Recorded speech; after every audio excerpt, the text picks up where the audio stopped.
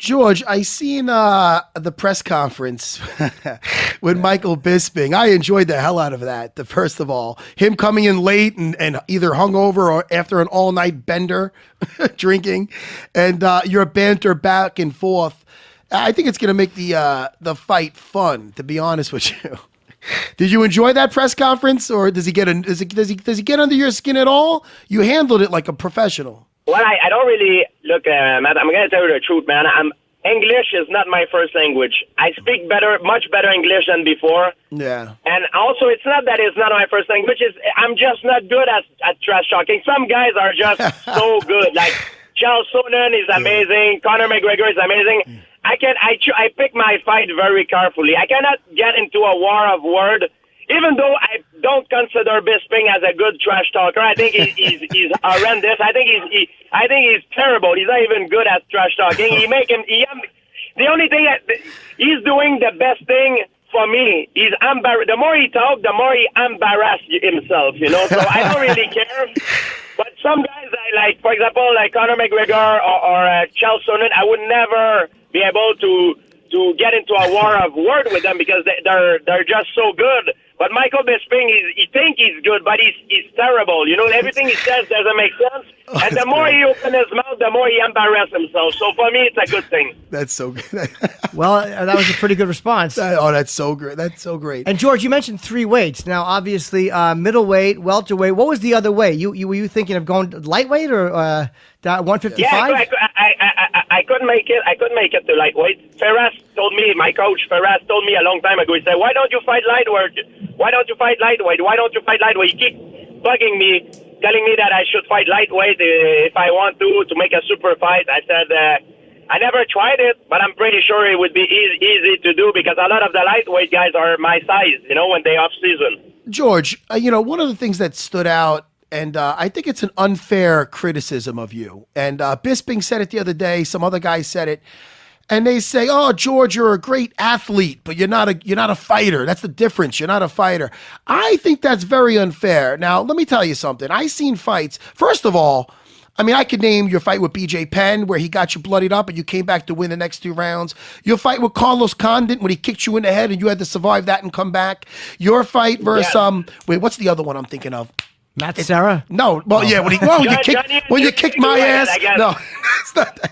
Johnny Hendricks too. He punched me in the 5th round. I came back hard. I've shown it through my career.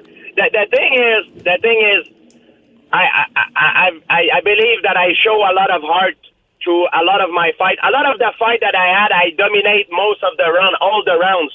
But if you're winning a fight, it's up to the other guy to take a chance to open up, to make himself available for an open up to win the fight. No. If you're winning and everything goes well, it's the art of war, my friend. If everything goes well, you keep doing what you're doing. If you're winning that fight, in America, sometimes we don't understand that because in our culture, a lot of guys they go see a bloodbath or a slugfest. But if you go in Asia, they understand that very well. It's the principle of the art of war.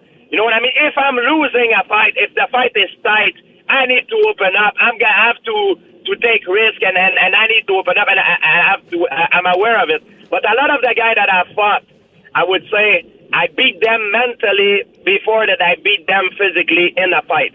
So they accept the defeated even before the end of the fight. So that's why the fight, I got a lot of criticism being boring because the guy didn't open up to me, and I was just winning.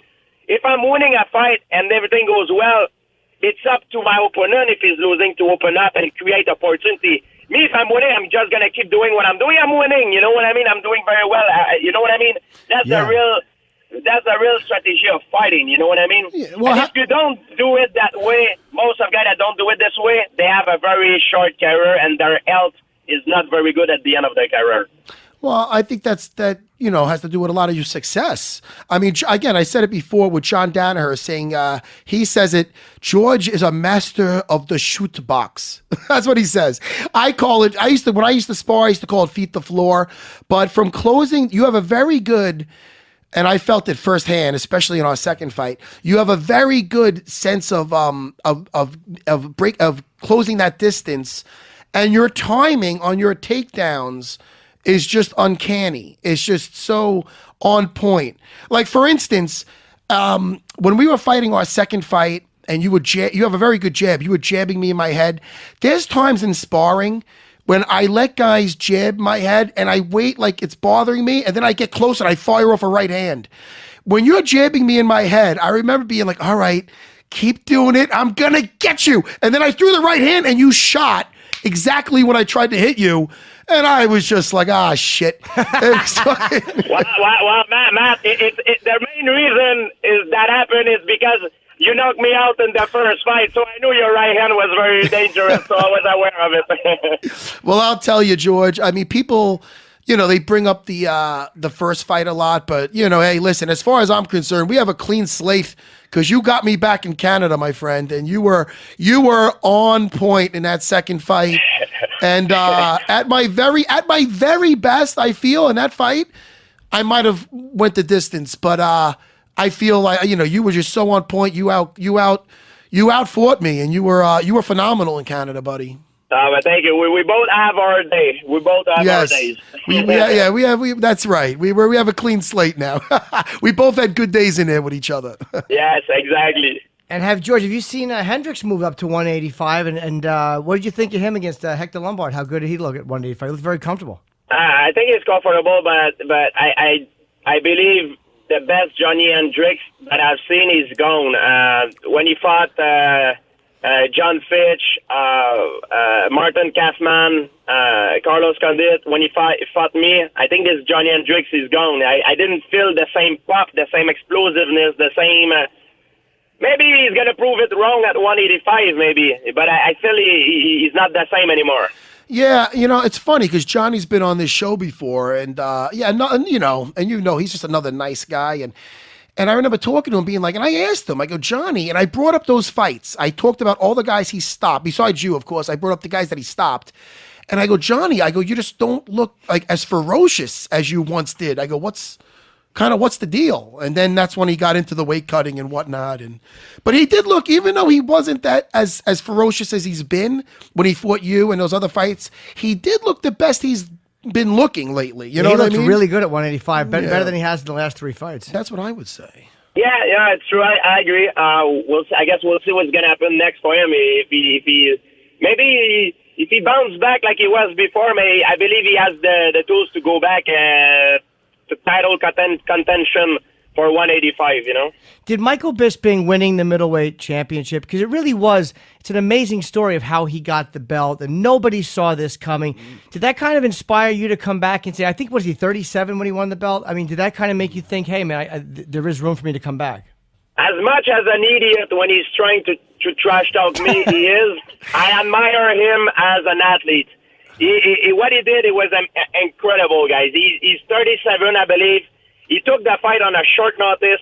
Like some guy didn't want to take the fight. This guy got balls. I'm gonna tell you the truth. He did not rob the title. He won it and he deserved it. He's been very outspoken against performance-enhancing drug. Yep. He's one of the guy, I believe, from what I've heard, he didn't make a lot of money as much as he should have made. And as an inspiration, as an athlete he is, for me, I saw it a great opportunity to come back and fight him. And you've been open in the past about ring rust and your thoughts. How do you feel after 3.5 years? How do you kind of combat that? Well, it's not like I've been sitting on the couch for the last three and a half years. I enjoy my life. I did some other things. I love paleontology, dinosaurs. So I had a chance to travel the world, go on site, things like that. But I always stay in shape, always train. You're never gonna see me, and you're never gonna find a period of my life since. I never been fat in my life. I never been out of shape. I'm always. You see my abs. Physically I look good. Even though I go on vacation, drinking and stuff, enjoying my life, I always keep myself in shape. There's a line that I never cross. Me too, George. No, actually, no, I can't. What are you laughing at, George? I'm only kidding. That's great. Yo, George, you're a big movie buff. I saw Logan. I saw Logan over the weekend. I saw last night. How great was that? Amazing. Did you see Logan? I did not. I plan on seeing it tonight. Yo, do you really? Because you're a movie guy. You're into that stuff, no? I love the Marvels too. They're awesome. Is that just because My favorite was Doctor Strange so far. It was amazing. Wait a second. What about Winter Soldier? You were in Winter Soldier. You fought Captain America. Winter Soldier was good. Winter Soldier was all right, but I like Doctor Strange. To me, was the best Marvel movie they did. I mean, it was really good.